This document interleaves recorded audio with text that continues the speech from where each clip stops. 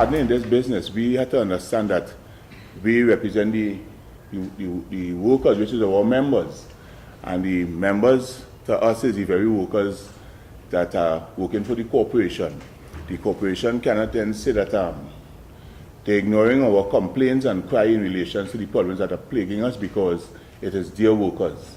In order to bring about the transformation and the development of the organization, it requires all hands on deck, all of us pulling from the same side. At this moment, we are pulling from opposite sides, which is certainly no help to either of us, because at the end of the day, we don't get the job done. The people who suffer at the end is the burgesses, who we are responsible for, to bring some level of satisfaction to the burgesses that they will feel a sense of comfort when they realize that the job that the corporation are being paid for to do get done. And it should not be hindered by antagonistic approach to bringing solutions to the problems. This is what is plaguing us at this point in time.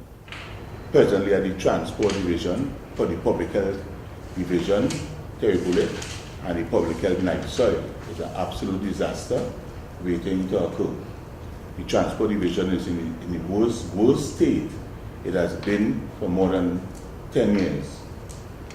And we could not stay quiet while the worker work under these conditions. Notwithstanding our financial constraints. Yeah, I truly believe that we have a lot of the resources within the ambit of the corporation to get the job done, because a lot of the work that affecting the condition of transport, public health, night soil, and terribly is within the powers of the corporation to bring about these changes. But the team and unwillingness on the corporation part, because on most occasions what we would have heard coming from the lips of people in high office, the union don't want here.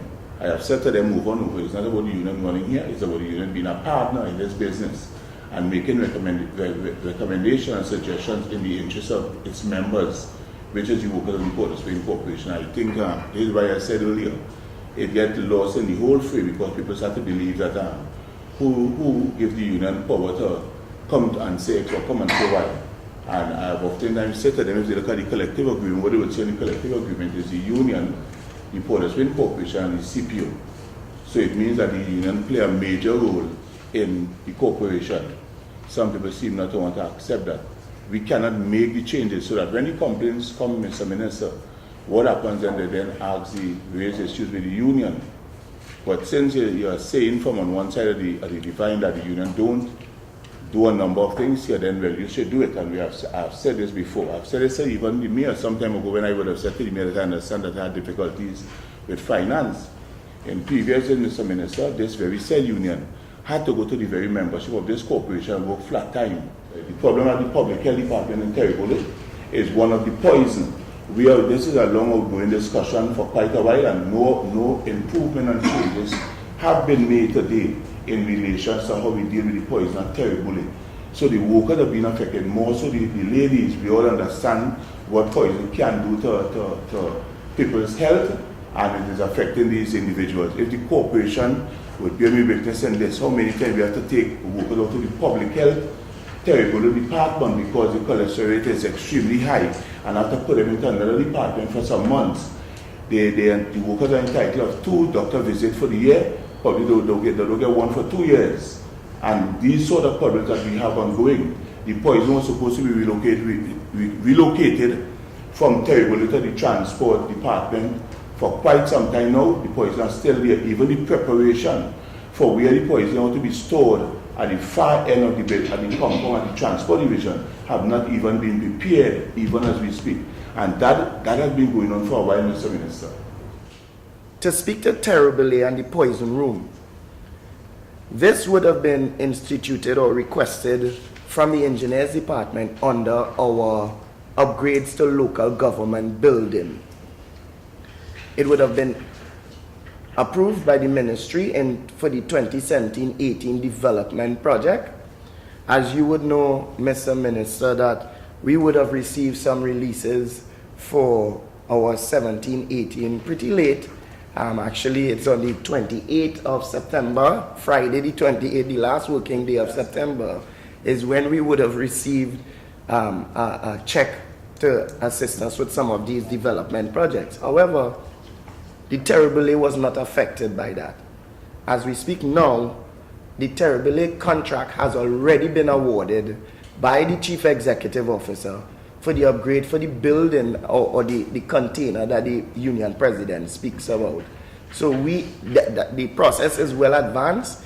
It's about, well, the contract was already awarded to the person who is supposed to be doing those upgrade works. The upgrade works is about 80% completed, the outfitting of the container. Now, as he indicated that, yes, we understand that poison is something that we ought not to take lightly, and the way how employees operate in that type of environment. And that is why in 2017-18, the council would have forego the upgrade of City Hall itself and decided to purchase, outfit, and upgrade the Terrebele facilities. Mr. Prentice is absolutely correct. We did identify a space at the Transport and Cleansing Yard. However, as part of the contract, the contractor who was awarded is supposed to come in and do all of those work. So when the container is coming, the contractor is going to come in, do whatever preliminary works that are supposed to be done, and the container is going to be there.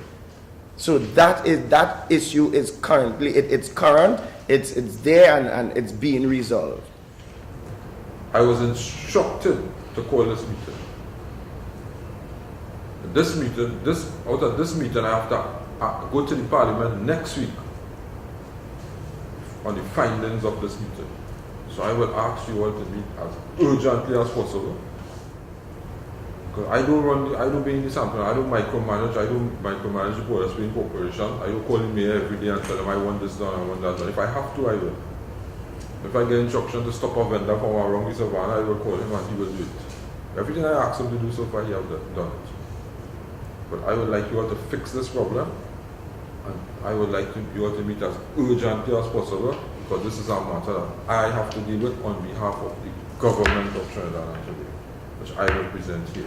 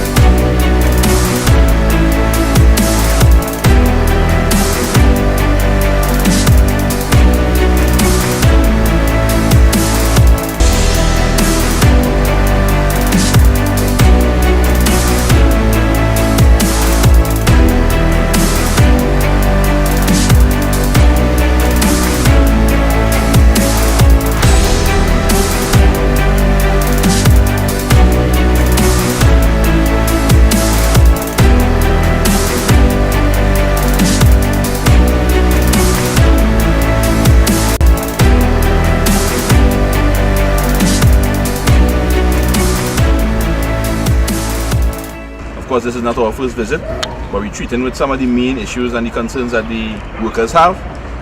While we have taken some decisions at the council level, and those matters will be abated in due course and very soon, we did think it was frugal to come today to take a look at some of the smaller little issues that we could tackle right away. And we've actually seen that there are quite a few issues that we could tackle as a matter of just making some firm decisions. We also know that we have the full support of the minister, who has committed to follow up on some of the needs that we have to deal with some of those issues, financial and otherwise. And once we focus on that, I think we could achieve some major gains to ensure that we continue towards the safety of the workers in the POS Corporation. I intend to visit all the transport yards within the 14 corporation unannounced. Nobody knew I was coming today, so I saw firsthand what was taking place at this compound. I want to give the assurance to the Deputy Mayor in the absence of the Mayor and Mr. President that we will do all we can, but we see a lot of trucks here down for minor parts and minor things are down for springs and hydraulic and so on. So this will increase the productivity in the corporation. Most definitely. And I want to thank you for inviting me at very short notice. We are here to support you, and most of all, we are here to fulfill the duties and the needs of the people of this country, of this beautiful country that we live in. Well, what I would like to say this morning is that I'm extremely happy and thankful to the Minister for calling the meeting today to get a first-hand update as to precisely what are the problems affecting the organization. Because, of course, as a union, we were raising these issues for quite a while. I am happy that as the first minister for a very long time that would have hear the cries and the plead of the union and take a firm position that he will visit the compound with us today. We are extremely happy. What we're doing at this time is just drawing and bringing to the minister understanding as to what are the complaints that we have on this compound, which need to be addressed. Our commitment has been given, which we really appreciate, and looking forward for many of the problems that we face with to be solved in the shortest possible time. Thank you again, Minister, and thank you, Deputy Mayor.